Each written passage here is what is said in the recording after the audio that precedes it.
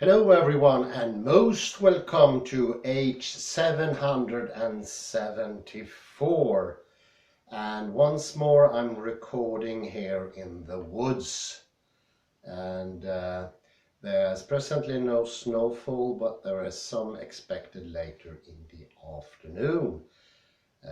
We have 1- and it's rather clement. I'd say it's nice weather, and I have at us present in real life for our seminar, the eminent Claudia Helms sitting in the throne. Many thanks for being here. It's a big encouragement when I do these lectures, because it's sort of hard to fathom and gather intention just looking at the camera. Although I know you're there, it's a huge difference. I will talk today about the time lap, and I call the lecture Time Lap Corrected Through Slow Motion. It looks, normal perception looks a little bit like this. There are disjuncted moments where there is a partition in each moment between object and subject. And there is in the middle here as a disjunction. There is no connection. There is in this model that was proven the first time by Benjamin Libet and then further by Tono Chimero, and now is common knowledge. There's no continuous cognition. There's only this disjunct. And there is also a separation between the object and the subject. So there's a spatial separation. So there's a separation in time, and there's a separation in space. And time should look more like this, a continuous line as a consciousness that is accumulating and being perpetual, not disjuncted. And this we know is a sort of a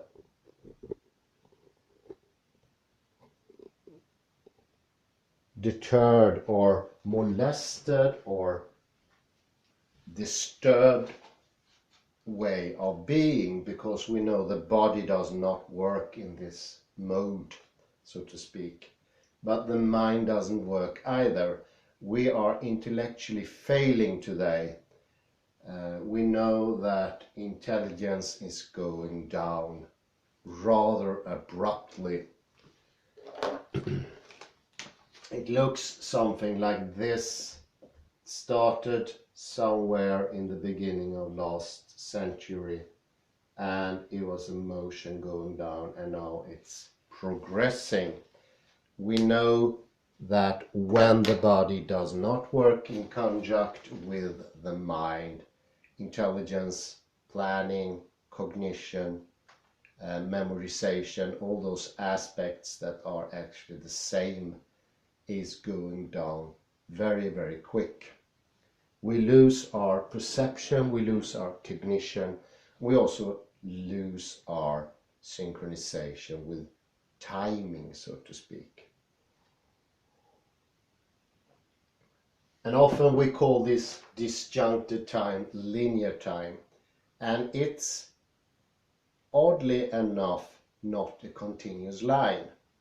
And that could be good to remember. Linear time is not continuous, it's separated moment, because each part of space and time is disjunct, it's polarized. The subject, object, and here and then. And this is what in other aspects, for instance by Richard E. Lind, is called reflective consciousness. By Ian McGilchrist, he calls it the left hemisphere. Edward de Bono would call that the stagnate thinking, or the unthinking, the automated thinking. And I think the last is very true. this is automatic, it's an unconscious process, and we know today that people lack consciousness. That was also something proven by Benjamin Libet when he showed that we make our decisions before consciousness is activated. But nota bene, that consciousness today we have is reflective consciousness. It's a mirroring of the objects as looking like this, where this is could be the subject and this is the object coming in.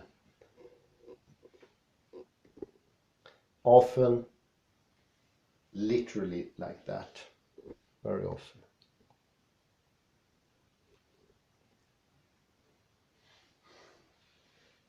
And this is, of course, the amnesias as well, as Heidegger would have put it.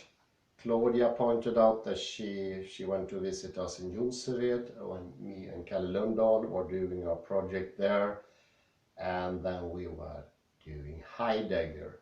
And Heidegger called this process or this development the amnesias, the forgetfulness of the Greek. When they forget existence and they turn it into a dummy, an empty dummy without any contents. Heidegger means that the strife for essence, stability, permanence is an obvious sign of lack of all those things. And of course, there is no essence in this model.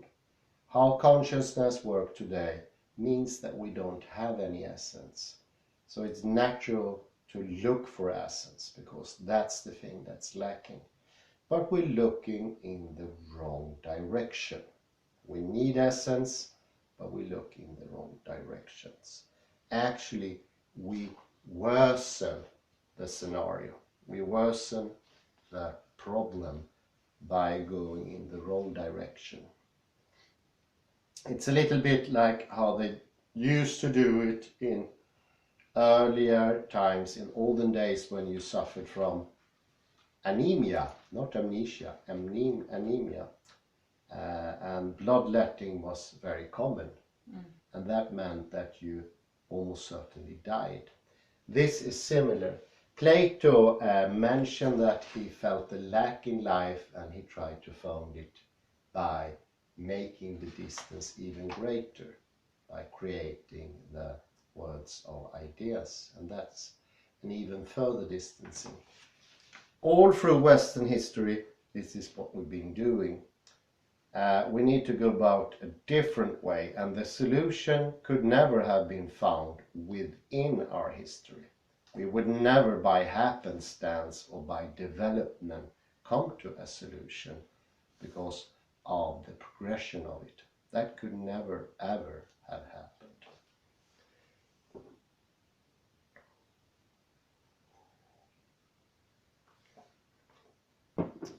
It was determined from the beginning. Once you went venued into this path that is destined to take you nowhere, that was the point of no return. And I really like the model of the singularity in space, the black hole. They have something of a frontier. And if you go beyond that frontier, nothing ever can take you back again. And that's the point of no return. Nothing will actually happen once you pass that frontier in the black hole. And this did actually happen in our thinking somewhere 500 or 600 years before Christ, already in pre-Socratic time, when the harmonious thinking, doing, acting of the Odyssey, the Iliad, was turned into a new sort of seeing the whole world, unique for Western society, and that turned into object seen by a vision that's lacking qualities as action. and all other qualities. Splitting up again there. It was not present in the Iliad and the Odyssey, and is not present in other cultures. It's a unique Western trait. And here they try to console themselves with the establishment of Estean existence by taking out one verb or a copula, how you see it in Greek language, and turn that into sort of an empty idol to be worshipped in the thinking or directed the thinking. And then was the Western creation of existence. It's a dummy, it's empty, and it's created almost at the same time to both act as a sort of a consolation and also created partly by this. And as a consolation, the existence is a little bit like those horrible experiments they did with monkey babies in the 50s. They took them from the mother and they let them hug a piece of metal, a cushion, or a cushioned mother-like figure. And turned out the ones that hugging a mother-like figure turned out better in development. But Estean is similar to an empty hollow thing, sort of to hug, and that was the reason it came into existence. It's a consolement, it's not the cause of the problem. Getting rid of existence won't help anything, but we need to see through it. And this is a transcending tendency, sort of to freeze the presencing. Presencing is real existence. This is what they had in the time of the Odyssey, and that's what you see in other cultures outside of Western culture. An open space, a time that helps you to be in time. That's the case in most culture where they use a more open time than this disjuncted, because without that following line it would be very hard to plan or do anything in a specific order. With the disjuncted movement you actually get trains that don't go in time. That's pretty obvious.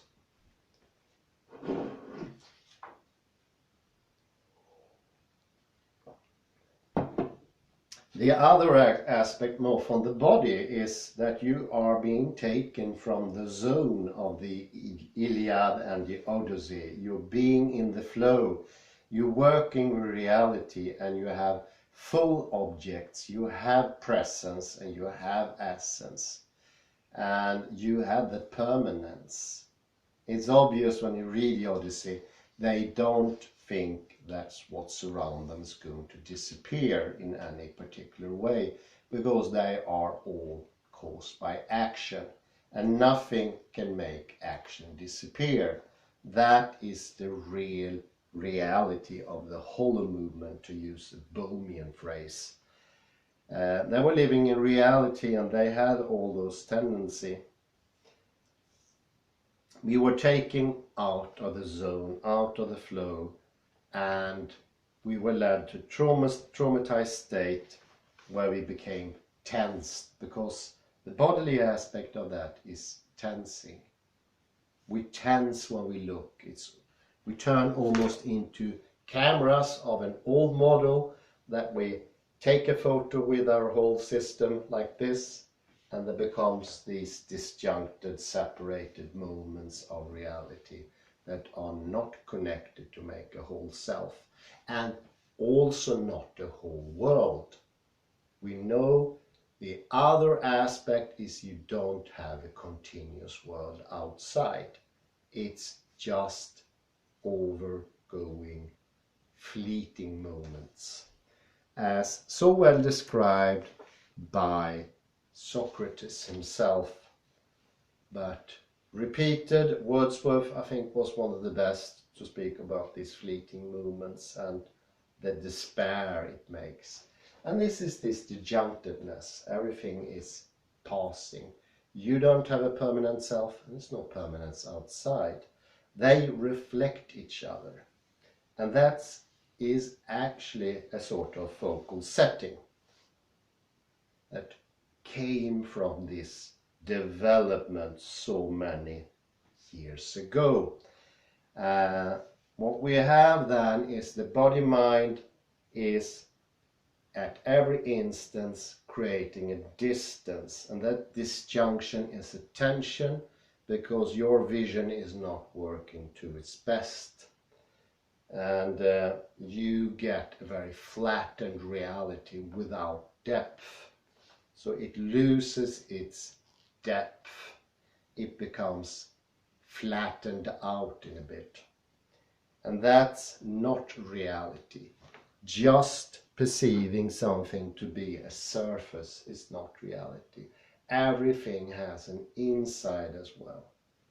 And that inside, even in the end, in the 18th century, came to be flat surfaces projected in 3 dimension, where every new dimension is perpendicular to the other dimensions, 90 degrees. And that's as far as you can come from reality. It's a twisted way of looking at the world. And I think this flattened space is what comes before our eyes and shuts our vision. And we say that we see that.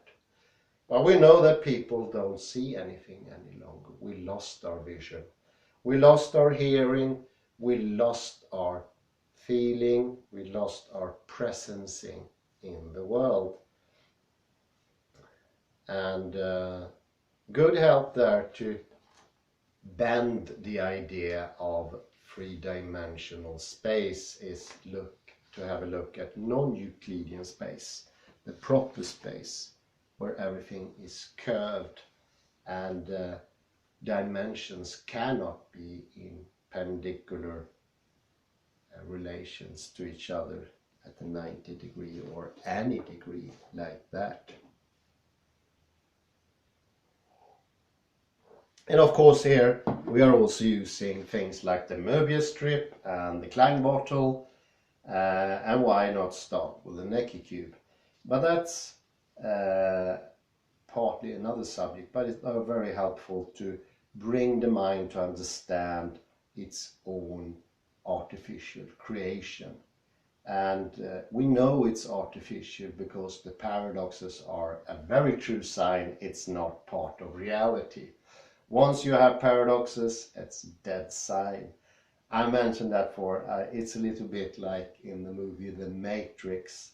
When Neo or somebody else see a cat that's exactly the same in the same spot, they know it's a glitch in the Matrix.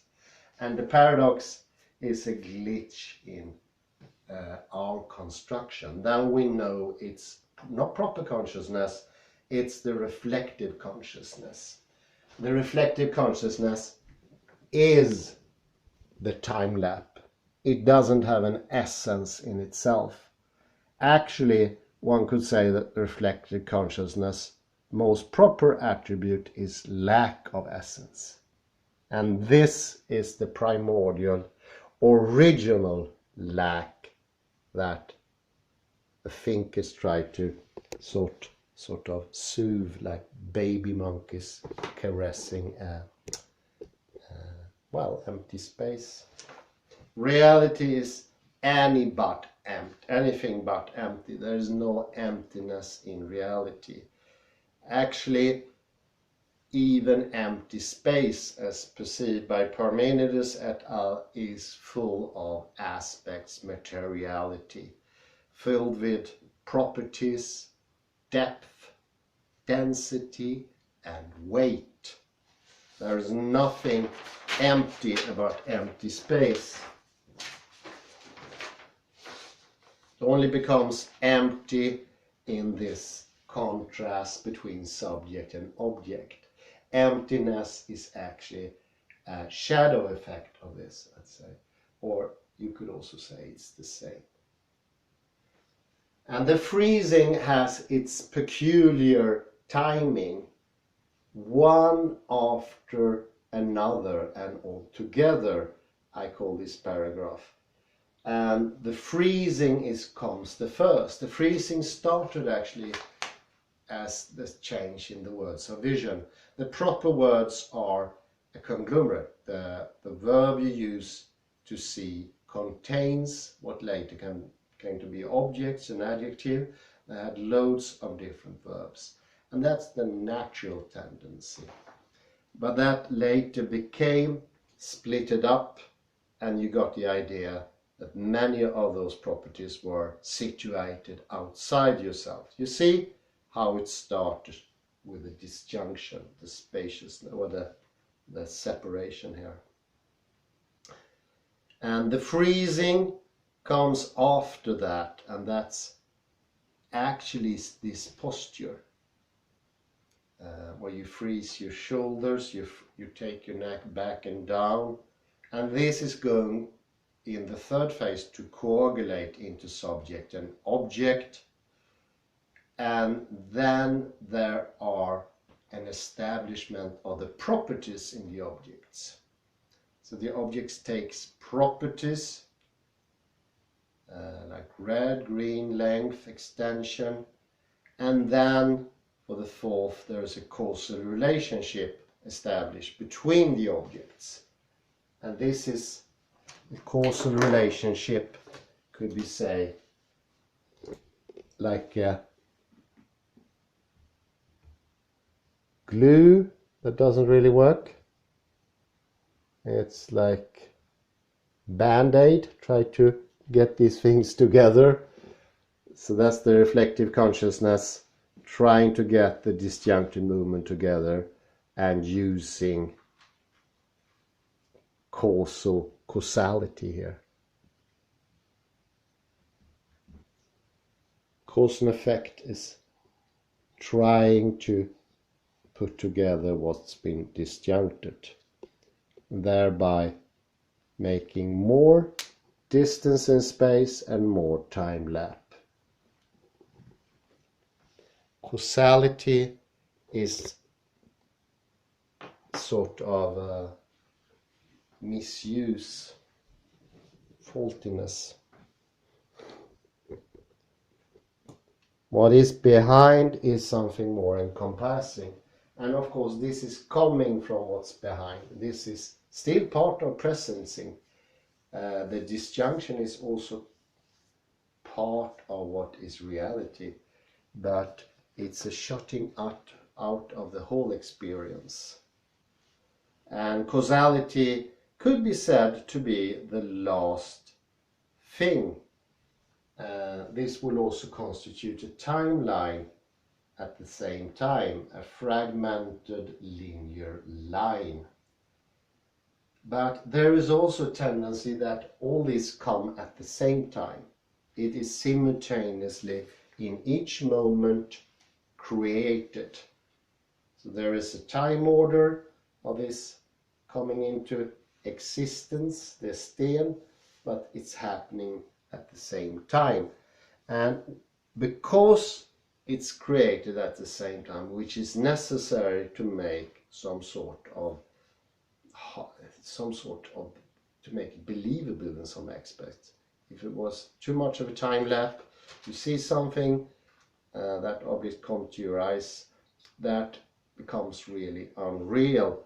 So everything coming together at the same time locks the whole thing, and you can no longer notice the perceptive time lapse of 2, 3, 4 milliseconds before it comes into your eyes, and that's got handled by the brain and everything.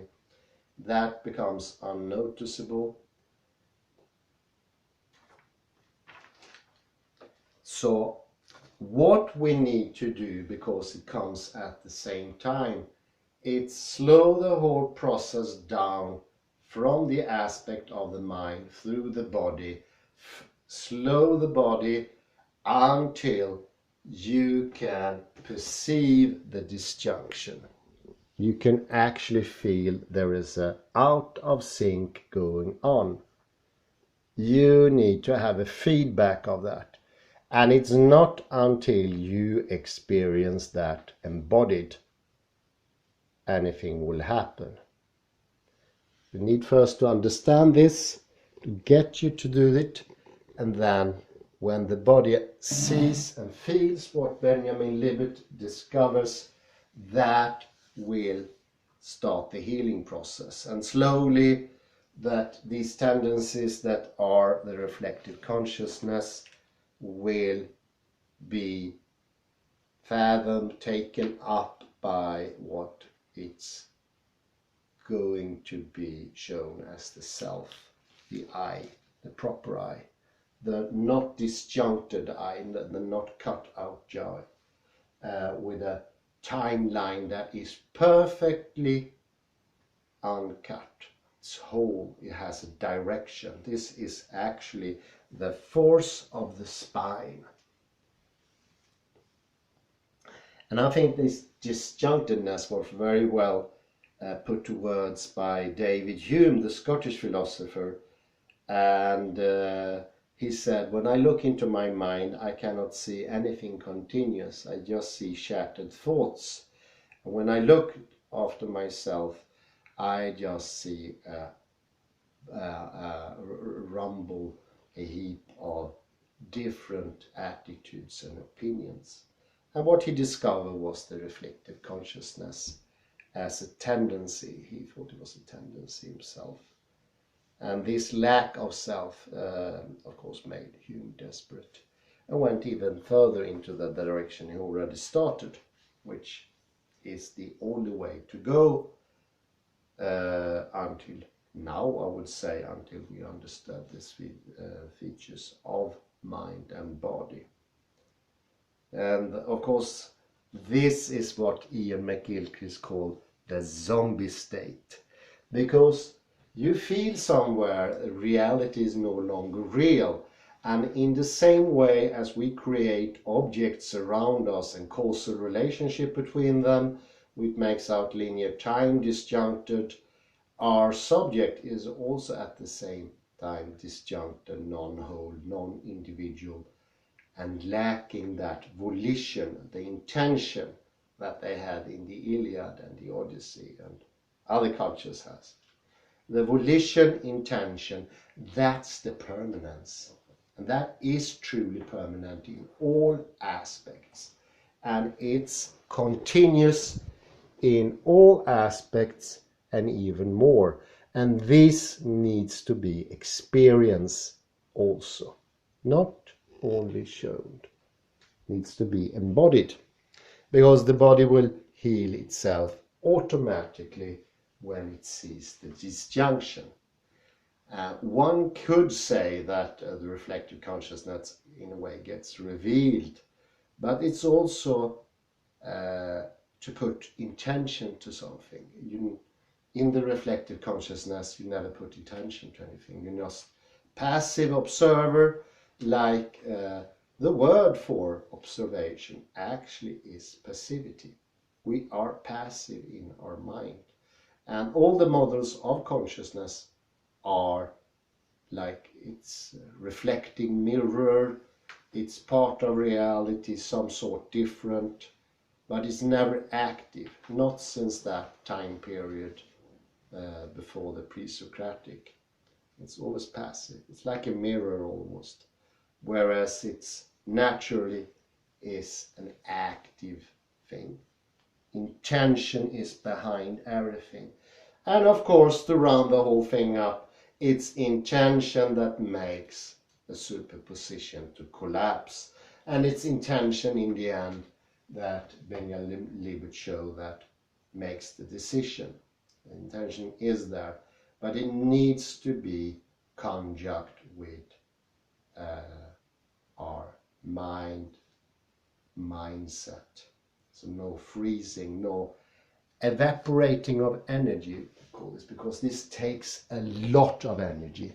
This is cause of the tiredness that the T2 and the N2 has. That's what makes us, as an only mammal, to lie down, even if we're awake, because the system is incredibly tired, takes incredible much of energy, makes us dead tired, and it changes our muscular system. So it's hard to say which is the egg and which is the hen, and therefore we need a method that does both things at one time and not using a conscious effort, because consciousness itself is tainted here. We will further the effects of reflective consciousness if we look at that. What we think is our consciousness, it's actually not in certain ways. Well, I wouldn't go so far to say it's a false ego, because this doesn't have a substance. It's more tendency to freezing. Yes, I would say that. It's tendency to freezing.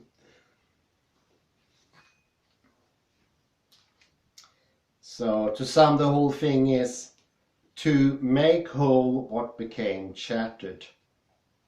And that shatteredness is both time-wise and space-wise. And it's also knowledge-wise, because this way of understanding brings everything together. Understand things as objects will also further the distancings. And that would make mind into a bucket idea, where you fill your head with different knowledge etiquettes of objects. And then you have them in your mind. And this is so pervasive, they even tried to make artificial intelligence until recently in this very specific and really weird manner. I think it actually was a Chinese who was the first one to point it out. It won't work that way. No, thank God, that's not the melody in artificial intelligence. But it needs to become an obsolete idea among common people, to help them with their health, with their energy, and to get back to life once more. That's our well-deserved place to be, in happiness, in the flow, in the energy that is to be properly alive and conscious at the same time. And I say thank you very much and have a pleasant afternoon, which is this now. Bye bye.